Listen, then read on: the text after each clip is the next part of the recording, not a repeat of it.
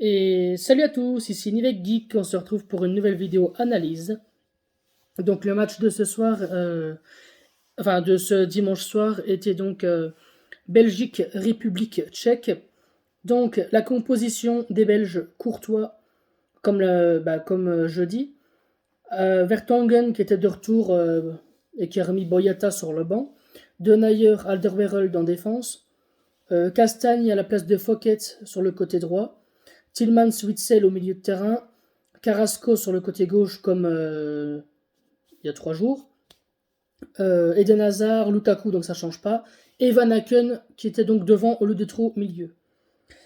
Alors donc, victoire belge, 3 buts à 0. Match maîtrisé. Très bon match, franchement, c'était parfait. Alors on va un petit peu parler de la défense, est-ce que ça a été mieux, est-ce que ça a été pire, les notes, les joueurs qui ont été bons, les flops, les tops, les flops, etc. Donc en premier, le match. Donc les buteurs de ce soir étaient Romelu Lukaku, comme d'habitude, Eden Hazard, je vais en parler, et Alexis Salemakers, jeune joueur de 22 ans. Voilà. Alors, ensuite, donc maintenant, on passe donc au match. Donc, comme je vous disais, un match maîtrisé. La défense était quand même meilleure que contre l'Estonie. Vertonghen a quand même fait du bien. Même si, avec l'âge, ce qui est un peu inquiétant, c'est que Vertonghen commence à faire de plus en plus de petites erreurs qui peuvent parfois coûter cher, notamment une mauvaise passe et une passe trop courte. Denayer s'est bien repris, il a beaucoup mieux joué que jeudi soir. Voilà, donc Denayer aujourd'hui, bravo. Alderweireld mieux joué aussi. Par contre, je tire mon chapeau à Hans Van Aken. Alors vous allez dire que je suis un footix parce que oui, il y a 3 jours, je le critiquais, je disais qu'il n'avait pas le niveau, qu'il n'avait pas sa place en équipe nationale. C'est parce que j'étais dégoûté, parce que souvent Van Aken, c'est un peu compliqué. En fait, il peut faire un mauvais match comme faire le match de sa vie. Et ce soir, il a fait le match de sa vie. Donc c'est très bien, franchement. Je me retire un petit peu ce que j'ai dit. Là, je dois bien avouer qu'il a été incroyable. Il était partout. Il était bon. Voilà. Donc, si je devrais dire, donc je vais en parler après, mes hommes du match, mais Van Aken fait partie des tops. Euh, Sinon, qu'est-ce que j'ai à dire? Lukaku, comme d'habitude, toujours impeccable. Mais je vais surtout parler d'Eden Hazard, qui vraiment m'a impressionné aujourd'hui. Il a été dans tous les bons coups. Il a réussi tous ses appels. Tous ses dribbles, il a réussi presque toutes ses passes.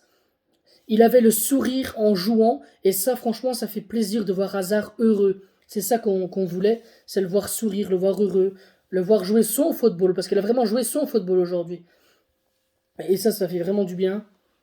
Eden Hazard, de le revoir comme ça fait du bien. On sent qu'il monte en puissance, il reprend petit à petit confiance en lui, et ça vraiment c'est de bon augure pour la suite, du moins je l'espère. Mais là, je pense vraiment qu'il est parti sur une bonne dynamique. Et me demandez pas pourquoi, mais j'avais vraiment cette impression qu'Eden Hazard allait marquer contre la République tchèque. Alors je ne sais pas vous dire pourquoi, mais j'avais vraiment cette impression-là.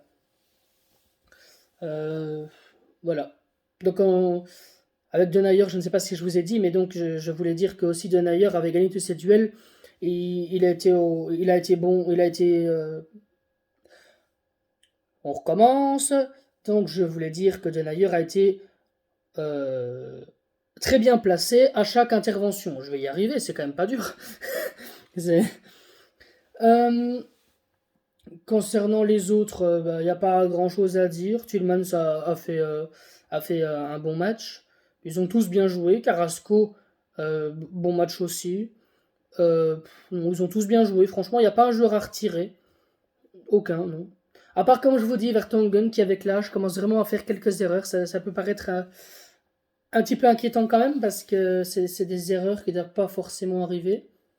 Alors que la vitesse, il n'a plus contre des joueurs rapides. Ça, je suis totalement d'accord. Mais dans les relances, il doit beaucoup mieux s'appliquer, parce que ça pourrait vraiment poser problème, comme lors de cet euro en fait. Voilà. Alors, on va passer donc maintenant au top et au flop. Donc les tops, en 1, Hans Vanaken, 10 sur 10. Alors c'est très rare quand je mets des 10 sur 10, mais là, faut être honnête, Vanaken, il a été dans tous les bons coups, il était précis dans son jeu, il était inspiré, il a fait des talonnades, il a tiré au goal, voilà, c'était un but n'aurait pas été volé pour Vanaken, franchement, il a été très bon. Euh, Deuxième homme du match, bah, pour moi, comme d'habitude, hein, Romelu Lukaku, 9 sur 10. Euh, Comme d'habitude, impeccable, il bat le gardien. Alors c'est vrai que le premier but, peut-être que le gardien n'était pas non plus super bien parce que pour ceux qui ont regardé le match, en fait, vers la 30-40e seconde, il y a eu un petit contact avec Lukaku en retard. Euh, Offensif, bien sûr, hein, pas méchante ni rien.